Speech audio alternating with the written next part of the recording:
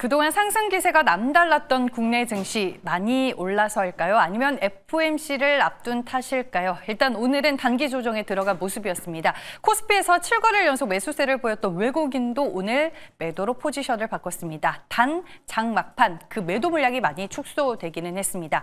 앞으로 시장의 색깔이 어떻게 흘러갈지 지금부터 이분과 알아보겠습니다. 매일경제TV 김민성 슈머니 매니저입니다. 안녕하세요. 네, 안녕하십니까. 네, 오늘 반도체 쪽이 쉬어가면서 다른 쪽으로 수급이 확산이 되기는 했습니다. 시장 어떻게 보셨을까요? 네, 어제도 좀 비슷했었던 맥락인 것 같은데 지수가 빠져서 조금 걱정하시는 분이 계실 것 같은데 시장에 대한 체질은 그대로 유지가 되고 있다 보고 있습니다. 그래서 개별 이벤트에 따른 순환 장세가 계속 이어지고 있기 때문에 종목별로는 또 움직이는 종목들이 계속 많습니다. 완전한 하락장으로 전환이 된 게 아니라 여전히 좀 이벤트가 있는 종목에 수급이 쏠리기 시작을 하면서 변동성은 여전히 확대가 되고 있기 때문에 종목에 대한 선택만 잘한다라고 하면은 지금 시장에 크게 겁먹을 필요 없이 우리가 매매할 수 있는 기회는 아직 많다라고 보시면 좋을 것 같습니다. 네, 시장이 쉬어가도 모멘텀이 부각된 섹터와 종목들은 있었기 때문에 순환매 흐름 속에서 여전히 종목에 집중하자라고 얘기를 해주셨고요.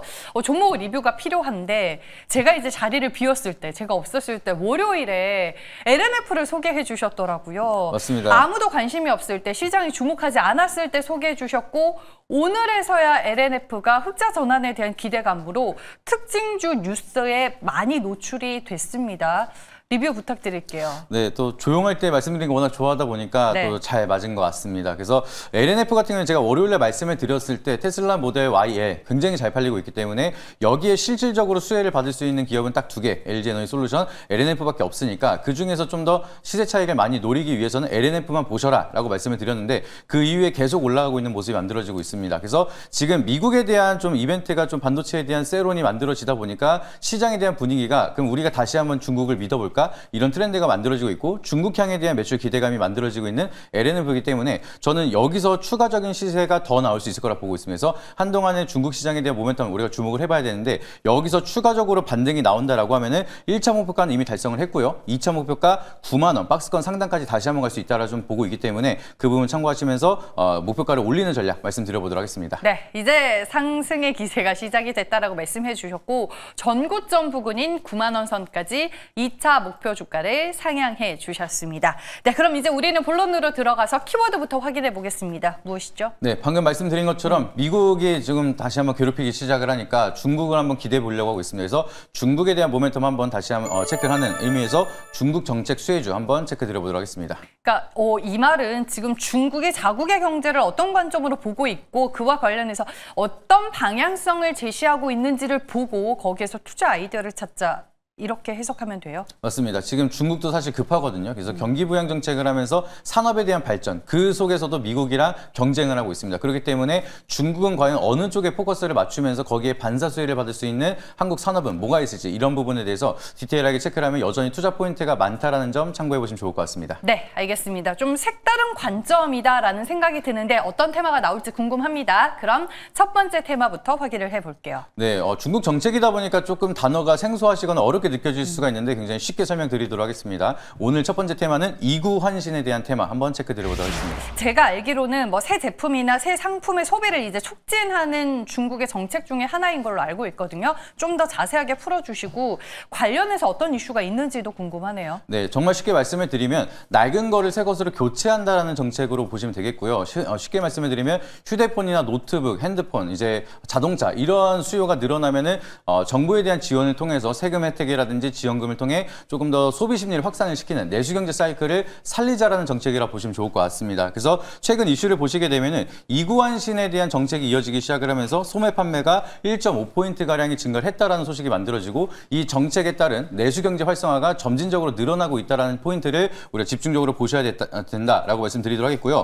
그리고 이제 개별적인 이슈도 있습니다. 종목별로 이제 DB 하이텍 같은 경우에는 이구환신에 대한 수혜가 만들어지면서 반도체 사이클이 다시 한번 중국 내에서 확산이 되기 시작을 하다 보니까 영업이익이 739억, 가동률이 중국에서 90%가 넘어가면서 실적에 대한 수혜를 받는 국내 기업들이 만들어지고 있습니다. 그래서 이에 따른 수혜를 지속적으로 받을 수 있는 산업들은 여전히 이구환신에 대한 모멘텀을 통해서 내수경제 사이클, 중국에 대한 모멘텀으로 상승에 대한 룸이 남아있다 보니까 주목하실 필요가 있다 말씀드려보도록 하겠습니다.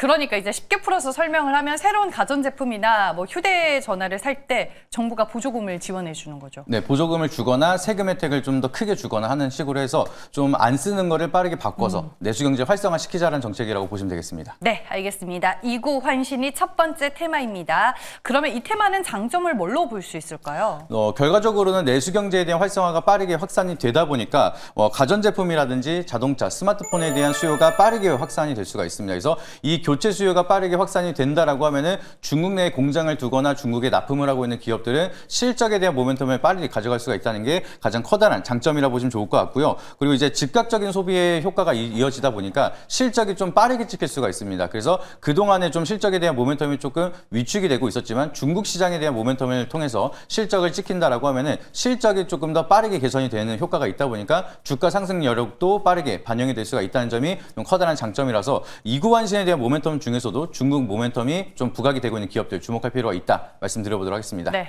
말씀해주신 장점 위주로 이제 뭐 테마를 압축해 보면 중국향 반도체가 들어갈 것 같다라는 생각이 듭니다.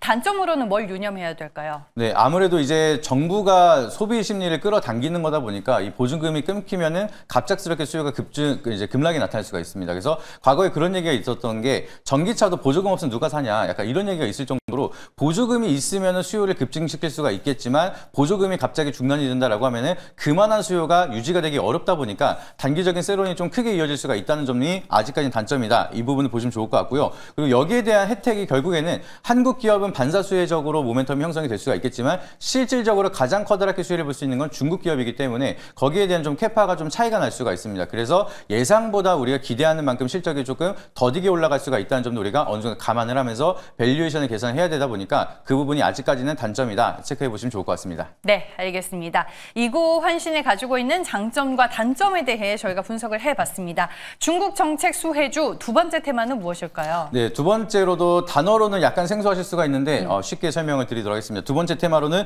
동수서산 테마 한번 체크해 드려보도록 하겠습니다. 어떤 정책이자 어떤 프로젝트인가요? 말 그대로 이제 동쪽에서 나온 데이터를 서쪽에서 계산한다라는 뜻의 의미를 가지고 있고요. 여기에 대한 이제 쉽게 설명을 드리면은 동부 지역에서는 지금 데이터가 폭발적으로 지금 계속 사용이 되고 있습니다. 근데 여기에 대한 인프라 자체를 지금 감당이 안 되고 있다 보니까 동부 지역에 이거를 설치가 어려운 상황인데 비교적 이제 토지가 많이 남아 있는 서부 지역으로 인프라를 빠르게 확산을 시키면서 이 AI 산업을 빠르게 확산을 시키겠다라는 정책이기 때문에 동부 지역과 서부 지역에 대한 균형 발전 그리고 여기에 대한 인프라 확대에 대한 수혜를 받을 수 있는 기업들이 분명히 있기 때문에 그 부분 한번 체크 드려보도록 하겠습니다. 네, AI 시대에 걸맞는 프로젝트다라는 생각이 드는데 관련해서 최근에 뭐 어떤 이슈가 좀 많이 부각이 되고 있죠? 네, 최근 이슈를 말씀해 드리면 중국의 동수서산에 대한 정책이 워낙 좀 크게 이어지고 있다 보니까 연에 이제 4,000위안 한화로는 77조 가량에 대한 상당 투자가 이어진다는 소식이 만들어졌습니다. 그러다 보니까 그만큼 대규모에 대한 금액이 들어가면서 여기에 반사수혜적으로 모멘텀에 같이 끌고 갈 수 있는 기업의 기대감이 커지고 있다라고 보시면 좋을 것 같고요. 그리고 지금 중국 같은 경우에는 독자적으로 엔비디아를 탈 엔비디아 확산을 준비하면서 독자적인 AI 칩까지 개발하고 있습니다. 그만큼 중국 시장은 새롭게 AI에 대한 플랫폼에 준비를 하고 있기 때문에 여기에 대한 동수서산 정책이 빠르게 확산이 된다라고 하면은 좀 더 모멘텀이 크게 이어질 수가 있다는 점 참고해 보시면 좋을 것 같습니다. 오늘도 바이두가 AI에 집중적으로 투자하겠다라고 밝히면서 주가 급등했잖아요. 네. 결국에는 다 동수서산의 프로젝트와 연결이 되지 않나라는 생각을 또 개인적으로 하게 됐습니다.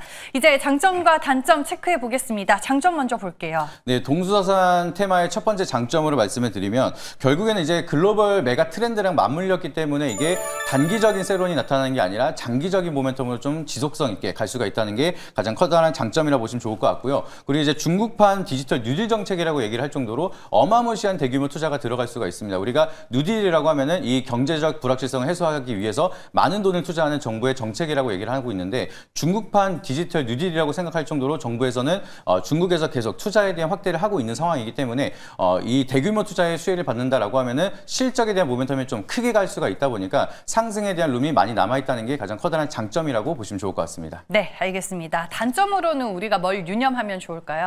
아까도 말씀드렸던 같은 맥락으로 이제 중국에 대한 정책이기 때문에 간접적인 수혜고 실질적으로 가장 커다랗게 수혜를 볼 수가 있는 거는 중국 기업이다. 이 부분을 우리가 체크를 해보셔야 될 것 같습니다. 그래서 실제로 이제 중국에 대한 수혜를 받을 수가 있는지 이 종목에 대한 선택이 굉장히 중요하다는 점 체크해 보시면 좋을 것 같고요. 이제 단기적인 효과로는 제한적이고 정책이 긴 호흡으로 가는 거다 보니까 투자가 들어가고 나서 거기에 대한 실적이 찍히는 데까지는 시간차가 조금 필요할 수가 있습니다. 그래서 기대감이 먼저 선반영 올라간 기업들은 단기적인 세론이 나타날 수가 있지 않을까, 이런 리스크도 관리해야 되는 점이 지금으로서의 단점이니까 참고해 보시면 좋을 것 같습니다. 네, 알겠습니다. 테마는 이구환신 대 동수서산입니다. 근데 얘기를 쭉 들어보니까 결국에는 IT 제품에 들어가는 반도체, 그리고 AI 데이터 센터와 연결되는 기업용 반도체로 통하는 것 같은데 아닌가요? 맞습니다. 근데 약간 그럴싸하게 멋있게 말하려고 이제 테마 이렇게 나눠봤는데 결국에는 인프라냐 아니면 네. 결국은 AI 큰 틀에서 어떤 산업을 선택을 하냐 이건데 사실 이제 한국에도 모멘텀이 있기 때문에 네. 참고해 보시면 좋을 것 같습니다. 네, 저희가 멋지게 한번 포장을 해봤는데 이제 들어가서 어떤 테마 안에서 어떤 종목을 봐야 할지 골라보겠습니다. 어떤 테마인가요? 네, 제조업 쪽이냐 이제 인프라냐 둘 중에 선택을 한다라고 하면은 네. 저 오늘은 동수서산에 대해서 한번 체크 드려보도록 하겠습니다. 동수서산 역시나 핫한 AI 쪽을 선택해 주셨습니다. 어떤 종목과 연결 지어 볼 수 있을까요? 네, 사실 동수서산에 대한 모멘텀을 가지고 있는 기업은 국내 상장사 중에 이거밖에 없습니다. 그래서 수급이 계속 쏠리고 있는데 여전히 좀 추가적인 상승에 대한 룸이 남아있는 MD바이스라는 종목 체크 드려보도록 하겠습니다. MD바이스 지난주 금요일에 이 동수서산 프로젝트로 인해서 SSD를 공급한다라는 이슈로 상한가 기록한 거 제가 정확하게 기억을 하거든요. 특징주로 뽑았기 때문에 그 이후로도 오늘까지 주가 많이 오른 걸로 알고 있는데 괜찮을까요? 네, 저 같은 경우에는 충분히 괜찮다라고 좀 생각을 하고 있는데 한 가지 단점이 있습니다. 네. 단기 과열이 좀 걸릴 수가 있다 보니까 실제로 투자를 참고하시는 분들은 단기 과열 문제가 해소가 되고 나서 참고하라고 좀 말씀을 드리도록 하겠고요. 저 같은 경우에는 지금 편입으로 미리 말씀드려보도록 하겠습니다. 근데 MD바이스 같은 경우에는 사실 동수서산에 대한 SSD에 대한 공급자로 선정이 됐기 때문에 실질적으로 국내에서 모멘텀을 가지고 있는 거는 MD바이스가 유일합니다. 그리고 신규 상장주가 전고점을 뚫었다는 것 자체가 새롭게 룸이 열렸다라고 좀 판단이 될 수가 있기 때문에 그런 부분을 본다라고 하면 여러 가지 노이즈를 이겨낼 정도로 상승에 대한 룸이 새롭게 시작이 돼서 우리가 기대 수익률을 많이 가져갈 수가 있다는 점을 저는 크게 점수를 주고 싶고요. 지금 중국 매출 비중이 95.7%이기 때문에 사실 동수서산에 대한 프로젝트 하나만 보시면 됩니다. 그래서 가장 커다란 모멘텀을 가지고 있고 오히려 시장에서 이거 말고는 수혜가 없는 기업이기 때문에 수급 쏠림이 이어진다라고 하면은 좀 더 빠르게 기대 수익률을 가져갈 수 있는 종목이다 보니까 그 부분까지 참고하신다라고 하면은 단기 과열에 대한 문제가 해소가 된다. 그러면 다시 한번 대장역할 할 수가 있다 보니까 그 부분까지 한번 참고해 보시면 좋을 것 같습니다. 네, 가격 전략 바로 들어볼게요. 네, 지금 저 같은 경우에는 넥스트레이드로 편입 말씀드린다고 말씀드렸고요. 그리고 여기서 추가적으로 올라간다라고 하면 52주 신고가기 때문에 그 위에 상단 박스 제가 제시를 해서 22,000원 목표가로 말씀을 드리도록 하겠고요. 손절가 라인 추세 이탈하는 16,500원 제시드리도록 하겠습니다. 네, 동수서산에 찐수해주고 상장한 지 얼마 안 된 종목입니다. 오늘 방송에서 소개해 주셨지만 실전 투자 관점에서는 단기 과열 해소 이후에 접근하자라고 현실적인 조언까지 덧붙여 주셨습니다. 오늘 네이버 밴드로 가면 우리가 어떤 얘기 좀 얻을 수 있을까요? 네, 방송이 짧기 때문에 MD바이스에 대한 투자 포인트도 좀 자세하게 못 말씀드리는 게 많습니다. 그래서 어떠한 강점이 있고 왜 동수서산에 대장 역할을 할 수가 있는지 여기에 대한 디테일한 정보 자세하게 말씀드리도록 할 테니까 네이버 밴드 김민성 검색하셔서 들어오시게 되면 다양한 인사이트 그 외에도 우리가 FOMC에 대한 방향성까지 한번 체크를 드려보도록 할 테니까 인사이트 참고하시고 투자에 많은 도움 받아보시길 바라도록 하겠습니다. 네, 알겠습니다. 여러분들 꼭 한번 들러주시고요. 지금까지 매일경제TV 김민성 주머니 매니저와 함께했습니다. 고맙습니다.